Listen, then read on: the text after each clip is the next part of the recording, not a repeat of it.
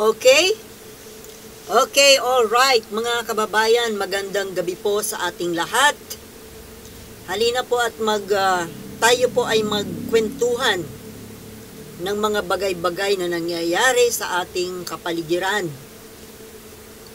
Ngayon po, ang gusto kong pag-usapan natin ay itong naging interview kay Senator Bongo.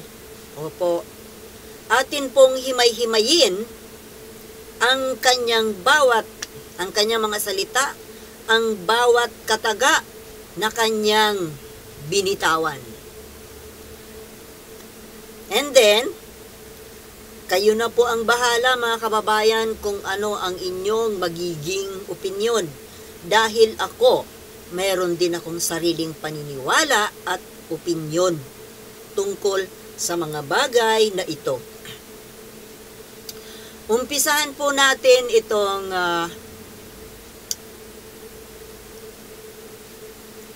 bawat parte po nitong interview na ito bibigyan po natin ng opinion. Umpisahan po natin pakinggan po natin itong mga kasinungalingan.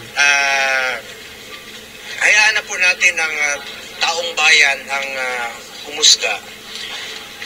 Kung mas nakakalakad ba ang mga anak natin na hindi nasasaktan, hindi nababastos ng mga drug addict noong panahon po ni dating Pangulong Duterte. Alam nyo, pag bumalik ang illegal na droga, babalik po ang korupsyon sa gobyerno, babalik po ang kriminalidad. Okay. Yun ang unang banat, no? Para kay sa kanya, yung nangyaring war on drugs during the Duterte administration, according to Bongo, ay naging safe daw yung mga kabataan. Safe na maglakad sa gabi, safe na safe. Kasi wala daw mga adik. Walang adik na dapat katakutan. Kaso, siguro nga po, walang adik na dapat katakutan. Alam niyo kung sino ang dapat katakutan nung time na yun? Hindi mga drug addict, mga kababayan, kundi yung mga nanghuhuli ng mga drug addict. Mga pulis, sila po yung danger sa mga kalsada.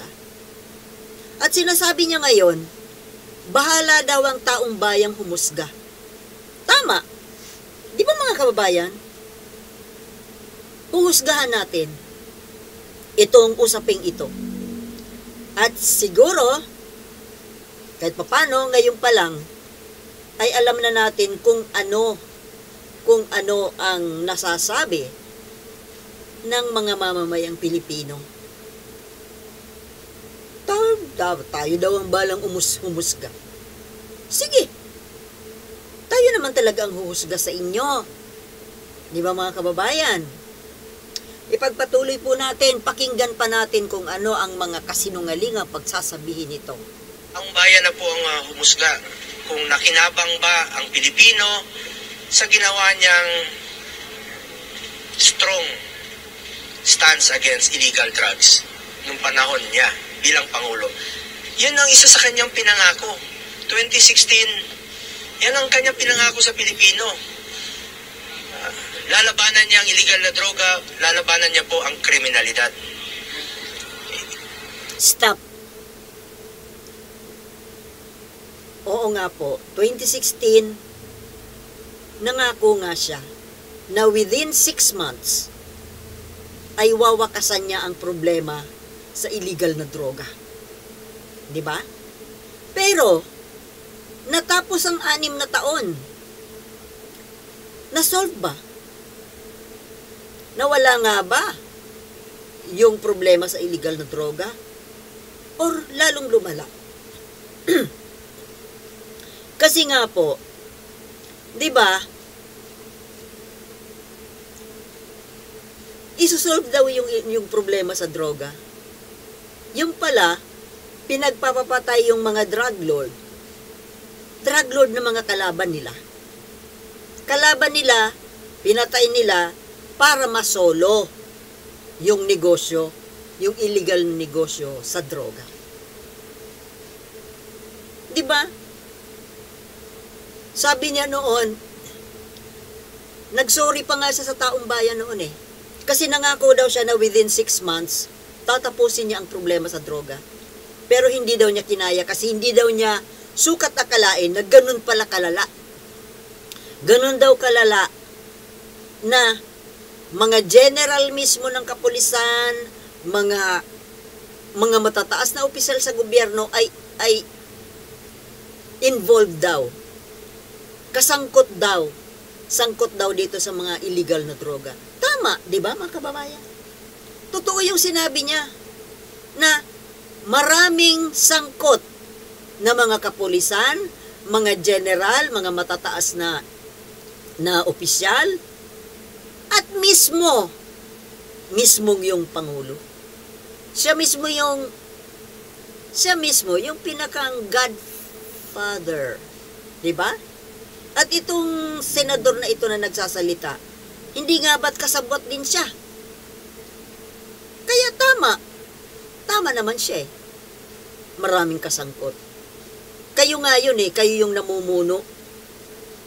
Pagpatuloy natin. Nakinabang tayo, yung mga OFWs, may peace of mind sila na nagtatrabaho sa abroad na hindi nasasaktan. Wow!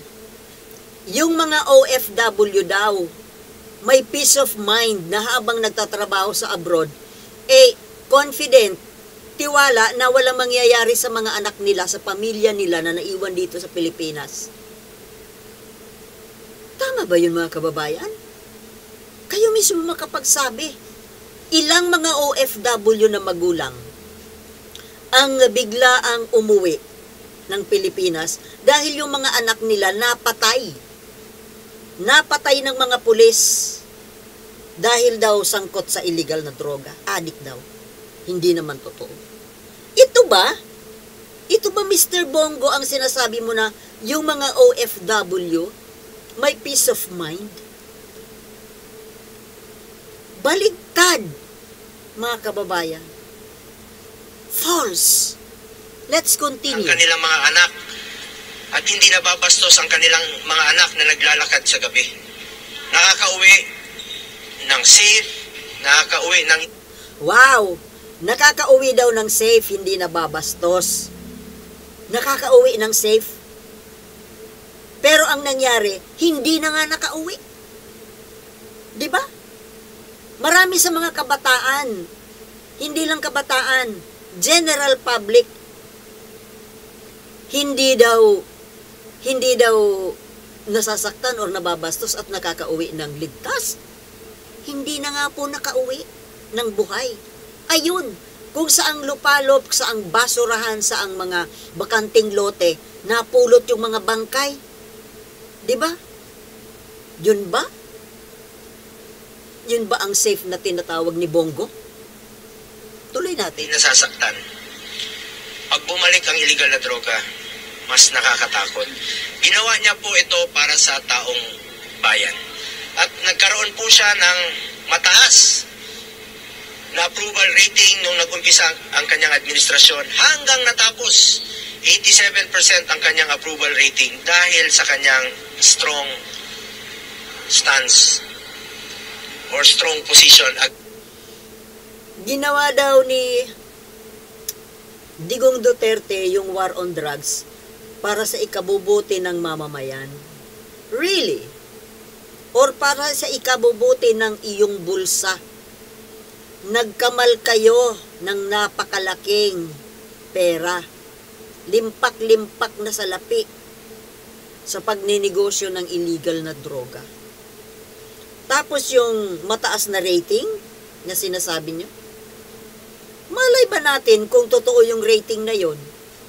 Baka binayaran nyo lang yung mga survey firms. Even now, di ba may mga survey firms na nababayaran? Di ba? Against illegal drugs. Kayo na pong humusga, mga kababayan ko. At dun sa ukol naman sa reward system, wala pong reward system. Full support po si dating Pangulong Wala daw reward system. Iyan nga, kabubulgar lang ni Colonel Garma, Royina Garma, yung tungkol dyan sa reward system. Nasangkot nga kayo, ikaw Bongo, si Bato de la Rosa, at si dating Pangulong Duterte. Ayan na nga oh, binulgar na. Tapos sasabihin mo walang reward system? Come on! Duterte sa police, sa uniform personnel. In fact, 2018, pinadoble niya po ang sahod ng police, military, uniform personnel. Pinaghirapan natin yon, Naalala ko po yung pagdoble ng sweldo ng mga pulis, mga uniform personnel, mga sundalo. Alam niyo ba kung bakit? Nagdoble ng sweldo yung mga uniform personnel lang, mga kasundaluhan at mga kapulisan. Pero yung mga nurse, yung mga teachers, yung mga ibang mga empleyado ng gobyerno, walang increase. Diba? Kaya nga nung panahon ng pandemya medyo nagtampo yung mga nasa medical professions, yung mga nurses na grabe yung mga sakripisyo nila during the pandemic. Walang increase yung sahod nung ibang mga profesyon. Ang in-increase lang, dinoble yung mga sahod ay yung mga uniform personnel, mga sundalo, militar, kapulisan. Bakit? Dahil nilalangisan niya yung mga uniform personnel. Nang sa ganun, hawak niya sa leeg, protektahan siya.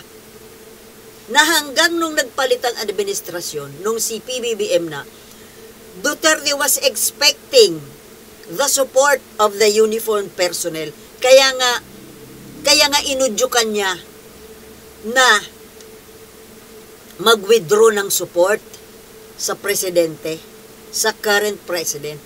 At inudyukan niya na patalsikin yung nakaupong Pangulo dyan sa Malacanang. Yun ang rason doon. Binibili yung loyalty ng mga kapulisan at mga kasundaluhan. Yun lang yun. Yun. Para din sa kanyang sarili. Para sa kanya. Hindi para sa kapakanan ng mga kapulisan, mga kasundaluhan. Dahil gusto niyang pasayahin. Dahil naniniwala siya na mababa ang sahod. No. Ginawa niya yun para sa sarili niya. Gusto niyang hawakan sa leeg yung mga uniform personnel. Yun po yun, mga kababayan. Laban natin yun para magampanan pa nila ang kanilang trabaho. Nadoble po ng 2018 ang sahod nila sa mga entry position. Full support po si dating Pangulong Duterte. Nung mayor siya, sinusuportahan niya po ang pulis dahil kulang talaga ang kanilang MOOE. Sinusuportahan niya. Hanggang naging presidente siya, kahit sinong mayor, kahit sinong gobernador, sinusuportahan niya po ang kapulisan sa mga pangangailangan nila. Dahil nga gusto niyong hawakan sa leeg. Minamamatay, pinupuntahan niya, binibisita niya, umiikot siya sa mga kampo. Pag may mga gera o may nasasaktan, nagbibigay po siya ng tulong sa kanila, sa mga wounded in action, talk to troops. Binibigyan niya po ng tulong yan. Pumupunta siya sa pinakasulok ng Pilipinas, even sa Hulo, para makipagpulong po sa mga tropa doon. Ibig sabihin, sinusuportahan niya po ang kapulisan, sinusuportahan niya po ang military at uniform personnel. Pero let me repeat, nagkakanda bulol-bulol wala ka kasi nga nagsisinungaling reward ka, Bongo. System na sinasabi nila ngayon.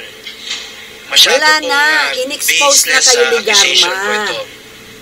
At ako naman po, senador na po ako 2018, 2019 po ako naging senador. Dim resign na po ako October of 2018 nung tumakbo po ako bilang senador at wala na po akong kinalaman sa day-to-day operation ng then President. Okay mga kapatid, nagalit ang international community sa China mga tol. Ano ba to? EU, Pambira. Sumingit naman ito si... Nasaan na yun? Ito naman si Subaldi. Bakit ka sumingit-singit? Tayong magkakamali dyan. Kung kakailangan sa day-to-day operation ng Gusto mo bang magkaroon ng natural at perpektong kilay? Hayaan mong ipakilala ko sa iyo ang eyebrow pencil. Ano ba Isang to? produktong hindi dapat mawala sa iyong beauty. then President Rodrigo Duterte. Mga kababayan, pasensya na dun sa mga interruption. Ito, sinasabi niya na nung 2019 daw, na nung siya'y naging senador, gusto niya palabasin, gusto niya tayong papaniwalain na wala na siyang kinalaman doon sa operasyon ng war on drugs. Kasi senador na siya. Wala na daw siya, hindi na siya masyadong nakikipag-dikit-dikit kay Duterte. Sinong maniwala sa iyo, Bongo? Walang katapusan yung pagiging super julalay mo dyan kay Digong. Ever since. Wala namang pinagkaiba yon. Kaya kung nagpalit ka ng posisyon, naging senador ka, yun pa rin yun. Hindi naman nawala, hindi natigil. Ikaw pa nga yung, even now, up to now, na wala na siya sa posisyon. Ikaw pa rin yung, parang nagsiselos na nga yung mga anak ni Digong sa iyo eh. Dahil parang ikaw na yung parang tumatayo na parang anak niya eh. Ikaw naglalahat eh. Super alalay ka nga eh. Pati pagdadala sa kanya sa ospital, ikaw. Anong sinasabi mo na wala ka ng kinalaman? In-expose na nga kayo, binulgar na kayo ni Garma. Kaya tumigil-tigil ka. Hindi man maiwasan, panahon ng pandemya, nandyan po ako sa tabi niya. Tinututukan Of natin. course. Hindi ka naman Paano nawala natin sa tabi malampasan eh. yung pandemya at hindi ko naman po kinakaila sa inyo na malapit po ako sa kanya at parati ko siyang sinasamahan in my own personal Oo nga. capacity. Kasi nga, Pero tuta ka. wala pong reward system na umiiral sa kanyang opisina. Sinungaling. Sinusuportahan niya po ang kapulisan kung anong pwede niyang isuporta para magampanan po nila ang kanilang tungkulin. Sir, ang next move nyo ngayon? Anong next move? Kung kakailanganin po na kailangan mag-imbestiga rin po dito, ako naman kung ano lang yung katotohanan, the truth lang po. Dito lang tayo. Wow! Narinig nyo yun mga kababayan? Magsasagawa sila sa Senado ng kanilang independent investigation parallel to the investigation which is being done in the lower house. Magsasarili silang imbestiga tungkol dyan sa illegal drugs, tungkol dyan sa EJK, sa war on drugs. Mga kababayan, gagawang pagsasagawa din sila ng investigasyon. Ang tanong, i-approve ba naman kaya yun ni Senate President Chis Escudero? Well, siguro, approvean. Pero ang tanong, sino ang iimbestigahan? Kayo nga yung main actors dyan sa issue na yan. Kayo, ikaw, si Digong, si Bato. Tapos, ikaw, Bongo at si Bato ang mag-iimbestiga? Sino ang mga resource person ninyo? Sino ang iniimbestigahan ninyo? Kayo nga yung involved. Mga kababayan, yun mismong involved na tao, siya yung mag-iimbestiga. Only in the Philippines, no? Funny. You are so funny, Bongo. Pero alam mo, excited akong mapanood yan kung ano na naman ang mga kabalbalang gagawin nila dyan. Baka kagaya na naman, alam mo na pag si Bato ang mag-chair ng isang Senate hearing, comedy. Walang kakwenta-kwenta. Tingnan mo yung hearing noon tungkol doon sa Pulburon video. Yung ano ba nangyari doon? Wala nagsayang lang ng oras at ng pera doon Yung si Jonathan Morales. Yung kaya siya natawag na boy puncher. Tapos ngayon uulitin na naman. Parang hindi nadala na pinagtatawanan ng tao kung siya ang lahat ng kilos ni Bato dyan sa Senate. Nakakatawa. At hindi po nakakaligtas sa paningin ng taong bayan kung gaano siya na-expose yung kanyang kabubuhan Tapos ngayon uulitin na naman. Tuloy natin. Ikot sa katotohanan at hindi tayo magkakamali dyan. Really? Kung kakailanganin po para magkaroon tayo ng parallel investigation dito sa Senado para malaman po natin ng katotohanan. Wow! Katotohanan daw.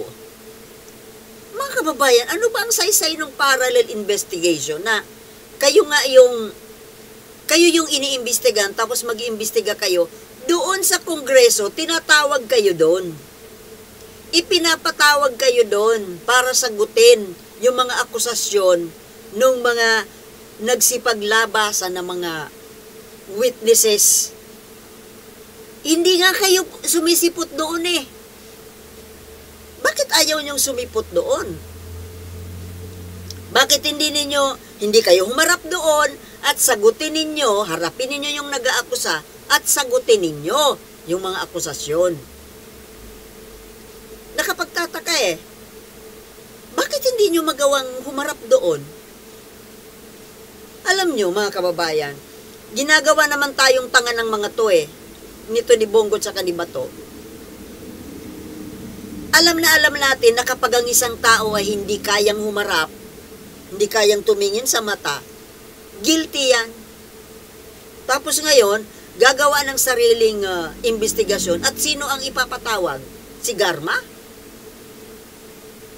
Kaya, kahit na nakakainis panoorin yung gagawin na yan ni Bato, kailangan abangan yan kailangan panoorin yan. Tingnan natin kung anong mga nakakatawa na naman ang gagawin nila dyan. Very much willing na mag-file din po ng resolution para magkaroon po ng investigation din po dito sa Senado para malaman natin kung ano lang yung totoo.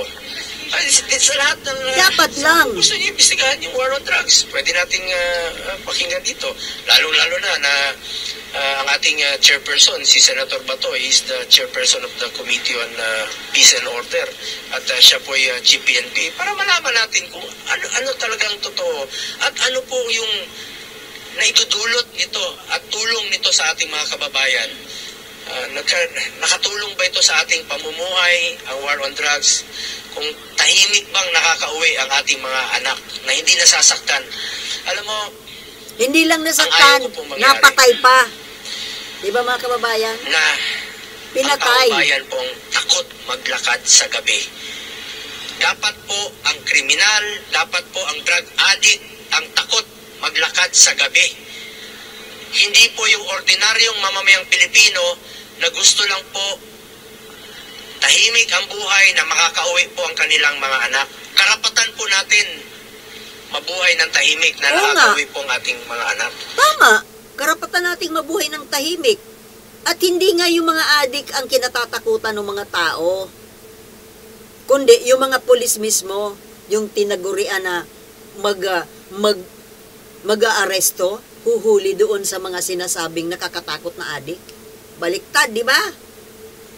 Huwag naman sanang palakasin ang loob ng mga drug addict. Ang nangyayari ngayon, lumalakas po ang loob ng mga drug lord. Partikular niyo po bang pag-iimbestigahan yung claims ni Garma? Lahat na po, pangkalahatan. War on drugs, kung kakailanganan natin pagdinig. Sir, may staff daw kayo, si Mooking, nakasama daw dun sa financial... Hindi po totoo yan. Hindi po totoo yan. Sabi ko nga, wala pong reward system. So ang mga trabaho ng mga to, mga staff, administrative matters, presidential engagement, schedule, appointments, Kawawa naman yung mga Pilipino na mga ordinaryong staff na nagtatrabaho, na nadamay dito sa mga baseless accusation, mga hearsay. Sa totoo lang po, ulitin ko, Kawawa yung mga tao sa inyo. Di ba mga kababayan? Kawawa yung mga tao. Naging kawawa, lalo na yung mga walang kakayahan na magdemanda. Yung mga naging biktima na walang kakayahang maghabol dito sa mga ang totoong mga kriminal yung mga kapulisan noong panahon ni Duterte, di ba? kahit na 2018, wala na po ako sa Office of the President, wala pong pinapairal na reward system ang Office of the President o si dating Pangulong Duterte. Sinungaling. Pero sir, may stop kayo ng movement. Sir, anong role niyo dun sa buong war on drugs? Wala po akong role, hindi ko po mandato ang war on Ba't kasi operational Biglang yung sumigaw. operations ng war on drugs. Nainis. Wala po akong kinalaman at hindi ko po mandato yan. Ang trabaho ko noon, nasa executive order, engagement ng presidente. Malalaman natin yan kung talagang wala kang kinalaman.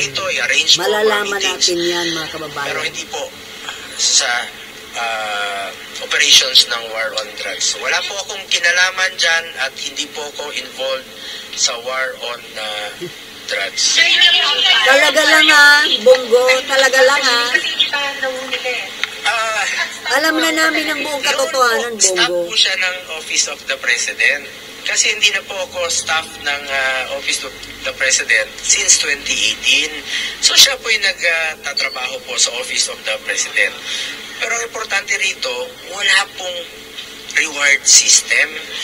At kawawa naman yung tao na napagbibintangan na merong reward system na wala naman pong reward system na umiiral sa Office of the President o kay dating Pangulong Duterte. So, hindi in-authorize sir ang EJK? Hindi in-authorize ni dating Pangulo ang EJK? Wala po siya. Maalala niyo sinabi niya? Wala naman siyang sinabi na, Oh, galit. may sinabi ba siya na, patayin mo ito? Wala pong ganong abogado po si dating Pangulong Duterte. Yun na nga abogado pero nag-uutos na pumatay ng tao. Alam mo ito si Bongo, ginagawa tayong tanga Ang dami na pong mga lumabas na mga video na lakas loob na sinasabi ni Duterte ang pagpatay. Yung pag-uutos niya sa mga pulis na pumatay. At sagot pa nga niya. Sagot niya yung mga pulis pag nakapatay. At aminado siya. Pinagmamalaki niya na pumapatay siya ng tao Anong hindi? My goodness. Dati po siyang prosecutor. Hindi siya nagbibigay po ng instruction na illegal. So wala siya. Yun na nga Dating prosecutor na mahilig sa intriga. Gumagawa ng intriga at nagtatanim ng ebidensya. Di ba? Siya mismo nagsabi nun Inutusan na patayin mo ito. Wala po siyang inutusan gano'n. Sa pagkarinig ko, wala po. Bongo, Alam niya po. inamin niya yun. Sir, hindi ka magpa-file ng kaso against mo? Sa harap ng Kung media. kakailanganin po, pinag-aaralan po ng aming legal team. Sa Quadcom, hindi ka ate. Ako naman, kung kailangan, bakit hindi? Oh, Gusto natin ng katotohanan. Kaya lang po, meron tayo. ang tagal na kayo pinapatawag doon, hindi kayo humaharap doon, tapos ngayon, ang yabang-yabang na, kung kinakailangan, kailangan nga kayong humarap doon. Pinapatawag nga kayo. Tapos gusto na para daw lumabas ang katotohanan, alam na namin ang katotohanan. Di ba mga kababayan? Yung interparliamentary courtesy. Ayan na naman, Kaya nga po, pwede kami interparliamentary mag-hearing na din po naman. dito sa Nagtatago Senado kung kayo sa kakailangan. palda ng Gusto natin yung interparliamentary. Gusto kong malaman yung totoo lamang po. The truth. Kami rin. Katotohanan lang. Gusto rin namin malaman ang katotohanan. Anytime po. Kung kakailanganin, anytime po. Dahil gusto kong malaman, gusto natin malaman, mga kababayan natin, ang katotohanan. Pero bago ko tapusin ito, gusto ko lang pong sabihin sa ating mga kababayan, ginawa po ito ni dating Pangulong Duterte 2016. Pinangako niya sabi niya, susugpuin ko ang illegal na droga. Oh, in 6 Pero wala months. siyang sinabi na patayin mo ito, patayin mo yan. Oh, Wala siyang really? sinabi ganun. Sabi niya, sugpuin ninyo ang illegal na droga. At ang nakikinabang po dito, May karugtong ang mga yon mga kababayan. anak natin, Kung kinakailangang mga pumatay, kamag-anak natin, kailangang na hindi po patayin, nasasaktan, patayin nyo. Yun ang hindi utos niya. nababastos umuwi sa kanilang mga tahanan. Pinaglululoko Dahil tayo nung nito panahon ni dating Bongo Pangulong eh. Duterte, ang durugista po ang takot.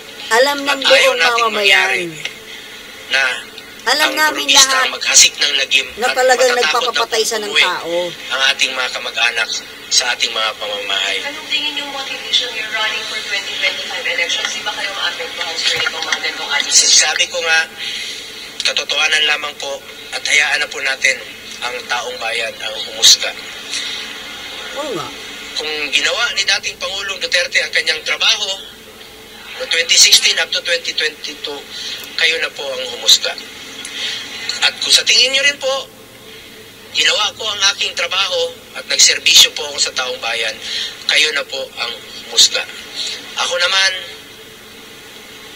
bisyo ko ang magserbisyo at yan po ay pinanindigan ko hanggang ngayon. Bisyo mo Na ang bisyo. magsiservisyo po ako sa ating mga kababayang Pilipino sa abot ng aking makakaya. At hindi ko po sisirain ang inyong Plastic. tiwalang binigay po sa Plastic, akin. plastic. Magsiservisyo po ako sa ating mga kababayang Pilipino. Salamat po. Salamat Pero po. sir, di ba ilang beses sinabi ng Pangulong Duterte na Oh, meron siyang hindi sinagot doon ah. Oh. Dismayado yung mga may itatanong pa kasi sa kanya eh. Binirahan na ng layas eh. Oh, ano masasabi niyo mga kababayan doon sa mga kasinungalingan ni Bongo? Napakasinungaling, napaka-plastic. O ayan mga kababayan na narinig na natin. Bahala na pa quick. Nabubulol na naman ako. Bahala na po kayo. Ayon kay Bongo, tayo na daw ang bahalang humusga. Kaya, husgahan natin sila. 'Di ba? At, mahalin po natin ang ating bayan. Dahil ito lamang po ang nag-iisa nating tahanan. Magandang gabi at peace.